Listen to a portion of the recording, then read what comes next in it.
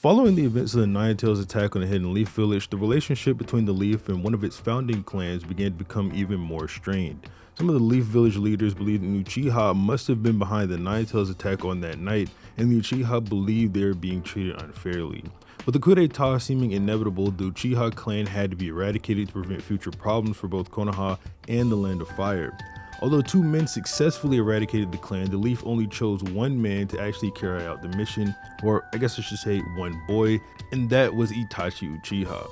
But why Itachi? Why would Konoha leave such an important mission in the hands of a 12 or 13-year-old? The answer, in a nutshell, is just that Itachi is impressive in every way that a shinobi can be. At the age of 7, Itachi thought like a Hokage, and although this statement has mostly been taken out of context since it was made, which I'll elaborate on in a second, when Itachi was even younger, something arguably more important would happen. At an extremely young age, Itachi experienced the aftermath of a battlefield from the Third Great Shinobi World War, and it turned him into a pacifist and peace-loving person. In the anime, we're told Fugaku brought him here, while the manga just leaves it ambiguous as to how Itachi got there. Nonetheless, this helps inform Itachi's decision as well as the choice to select him for the Uchiha clan's massacre. So what does it mean for Itachi to think like a Hokage at 7 years old? Contrary to what you may believe, this does not mean that Itachi had the intellect of a grown man at this young age.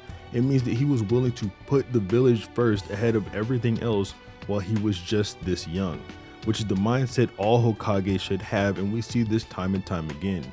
The details of Hashirama's death are scarce, but in Tsunade's words, he died in vain fighting for the village. Tobirama died to protect the next generation and selected a Hokage to succeed him just before he died, and who did he select? Hiruzen, who in the same scene was talking about sacrificing himself for the sake of his teammates and village. Minato sacrificed himself just to keep the Biju balance in check, leaving half of the Nine Tails in exchange for his own life. Tsunade healed the entire village and protected them from Pain's chaotic Shinra Tensei before withering up and falling into a coma from chakra exhaustion. And even Danzo, in his final moments, finally was able to take that step of self-sacrifice that Hiruzen was willing to on that mission with Tobirama and on the day of Konoha Crush with Orochimaru. So while Itachi was extremely smart at this age, which you really can't deny, thinking like a Hokage is meant to denote that Itachi has the Hokage mindset. Putting the village before yourself and all else is exactly what Itachi did, and that mindset alongside his strength is why he was chosen for such an important mission. Now, it's been stated by Sasuke and basically confirmed by the fact that Itachi got help from Obito that he can't really beat the entire police force alone. However, that doesn't mean he's not stronger than all of them individually or even wouldn't be able to take on a team of them. We see in the flashback at the end of part 1 that Itachi can take down 3 of the Uchiha police officers with little to no difficulty, even while they have their Sharingan on. These are full-fledged Uchiha shinobi struggling to get off the floor from Itachi's assault, and that's only with him using taijutsu. So it should be pretty consistent that he's above the likes of the random Uchiha around the village, even if they're in a group trying to jump him. Whether or not Itachi is stronger than his father Fugaku, somewhat vague in the manga. See, in the manga, Fugaku has absolutely nothing going for him. We know he's the captain of the police force, so I wouldn't be too mad if someone were to conclude from that he's one of the strongest on the police force, although there is no outright confirmation of it. Fugaku in the manga does not have his Mangekyo Sharingan. He's never given the nickname Wicked Eye. Itachi never says that Fugaku is a bad matchup for him. He's never stated to be a Hokage candidate. Basically, anything you heard about Fugaku that was cool was either filler from the anime or stated in a novel somewhere. But the novel doesn't do him justice here, as it stated multiple times that both Itachi and Shisui are stronger than Fugaku, and again, in the novel, he does not have the MS at all.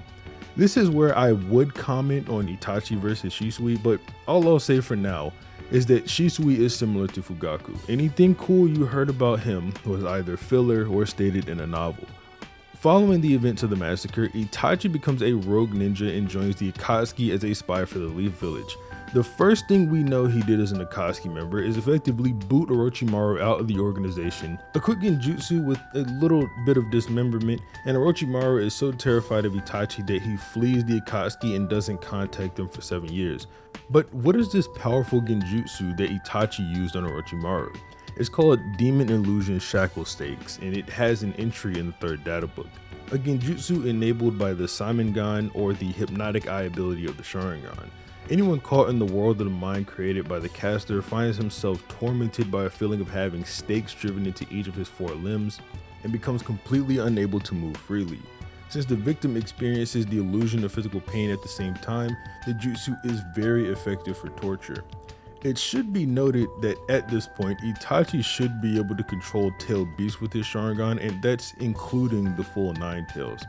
Not only is the MS stated to be all you need to control Kurama, but Itachi, due to unlocking the MS and being as skilled with genjutsu as he naturally is, should be on the same level now that Sasuke was at in the Kage Summit, where Sasuke is stated to make the best use of the hypnotic eye of the Sharingan. Obviously, he's making the best use of it, then he would be able to do the same thing that both Madara and Obito did, which was controlling Kurama. After the Konoha Crush incident, Itachi shows back up in the village with the lie that he's trying to capture Naruto, and the real goal of letting Danzo know that he's still alive. But no one cares about that stuff. Let's talk about the power scaling. Itachi makes the elite ninja of Konoha look like jokes. Kurenai gets her genjutsu reversed and sent flying into the river with a kick, and when Kakashi pulls up, he's constantly getting outplayed even while Itachi's holding back. Itachi also claims to be able to take Kakashi out in no time at all. Before he launches his assault, he tells Kisame if he takes too long with Kakashi's clone, he'd give him time for reinforcements to show up, but then says unlike Kisame, he wouldn't take any time at all. When he launches the Water Fang bullet at Kakashi's feet, Kakashi says he couldn't follow his hand sign weaving at all, and this is especially impressive given what we know about the Sharingan. Sasuke tells Deidara to weave his hand signs out of sight because no matter how fast he does them, the Sharingan can see what they are, and the fact that Itachi can weave signs even faster than that is honestly ridiculous. And he also weaved the signs for a shadow clone in here somewhere, which makes Kurenai call him superhuman, but she doesn't even know which one is the actual shadow clone. Kakashi has to tell her, and then the clone blows up. Asuma says he can't believe how good Itachi is, and Kakashi says that he's actually even better than that, and he hasn't begun to start showing his true strength. After another quick dialogue exchange, Itachi debuts Tsukuyomi, which gives him complete control over time, space, and all substance, and for the next 72 hours, he will stab Kakashi. This truly does not come close to describing how truly terrifying Tsukuyomi is, but luckily it has a databook entry. Amidst the insight and hypnosis possessed by the Sharingan is a supreme genjutsu, born from the aforementioned hypnosis, Tsukuyomi. Originally, people on the face of the earth live bound by limitations like time, gravity, and space, and how people exert their abilities within those restrictions is what separates the victors from the vanquished. But in the mental world where the caster drags their opponent, the Tsukuyomi Jutsu gives them control over those very limitations.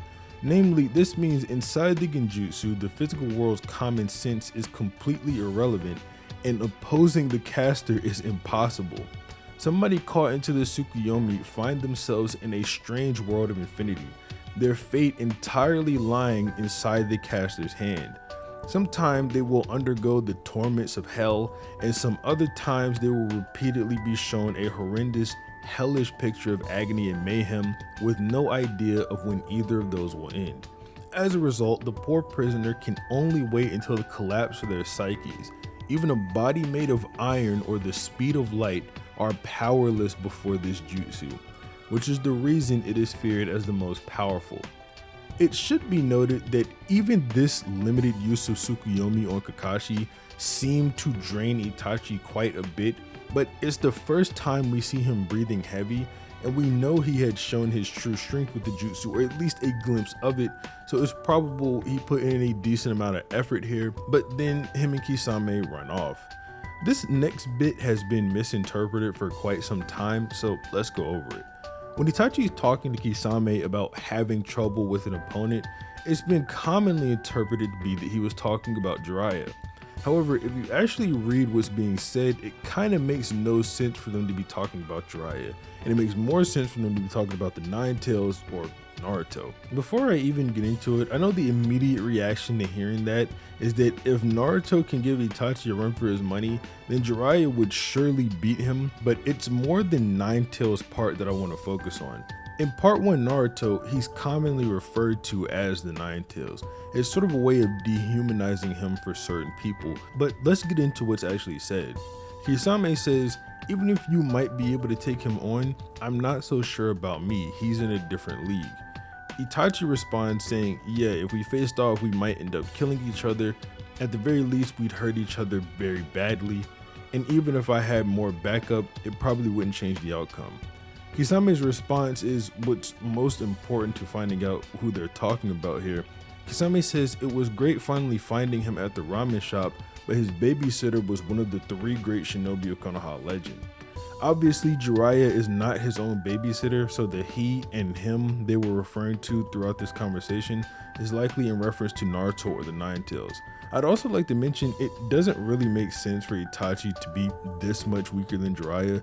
He says that even if he had more backup, it wouldn't really change the outcome. Itachi's backup that we know of is more Akatsuki members, so you could also say he's claimed to be the strongest in the Akatsuki, or at least that those stronger than him, he doesn't think it would make much of a difference in his fights. That's not really what I'm interested in discussing at this time, so I'll just move past that.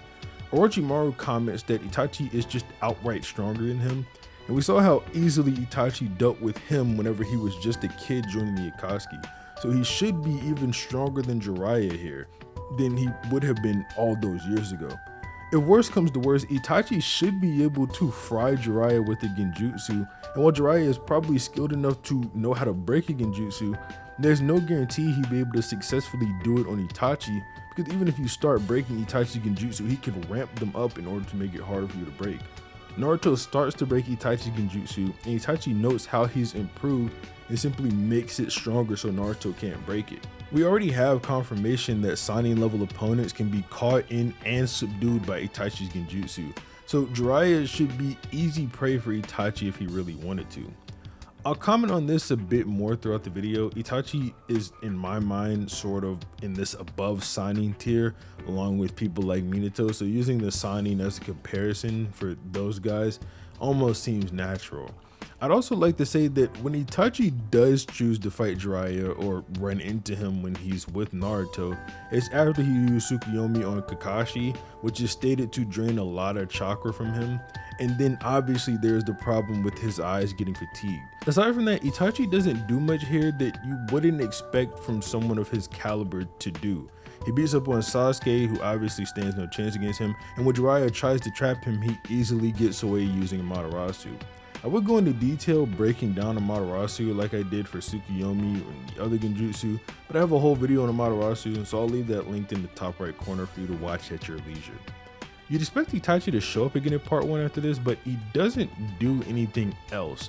The rest of this part of the story, we see him briefly in the Akatsuki meeting during the last chapter, but other than that, he doesn't really do anything. I also want to make it known that Itachi should already have his Susanoo by this point in the story.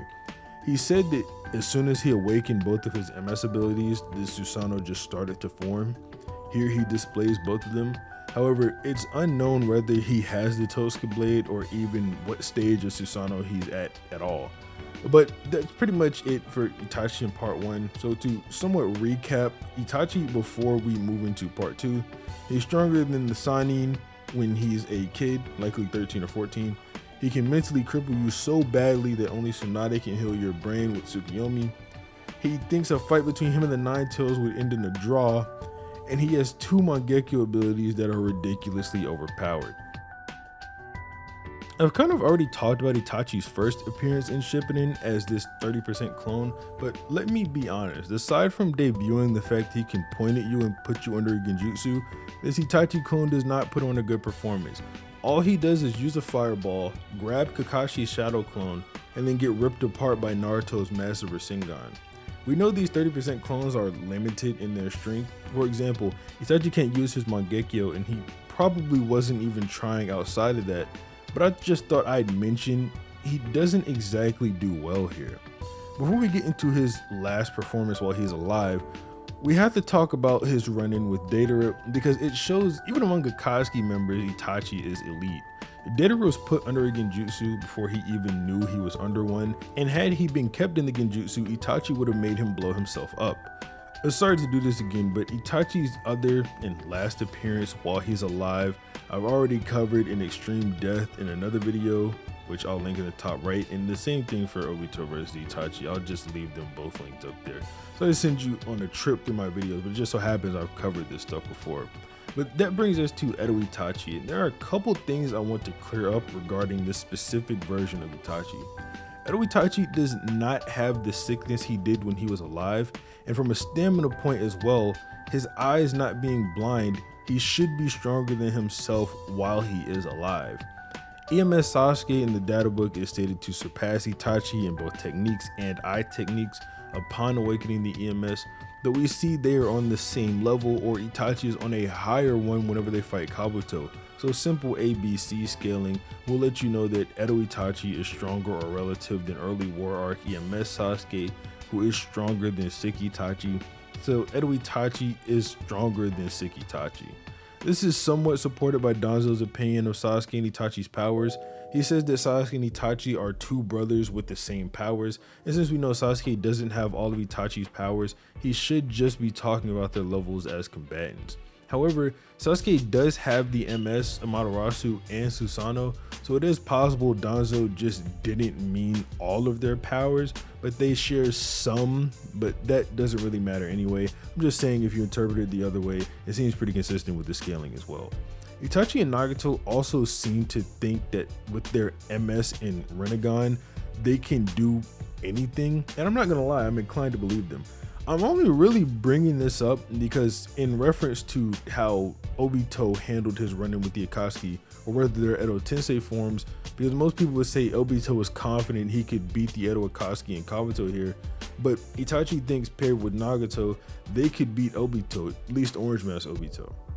Itachi's run-in with B and Naruto is relatively uneventful. He does briefly push back KCM Naruto and outmaneuver Killer B, but the most important part of this interaction comes from when he fights Nagato. While this fight is a 1v3, it's hard to ignore that Itachi is realistically the only reason they won this fight. Naruto and B were on death's door before Itachi came and saved them, and Itachi also landed the killing blow on Nagato, sealing him away for good.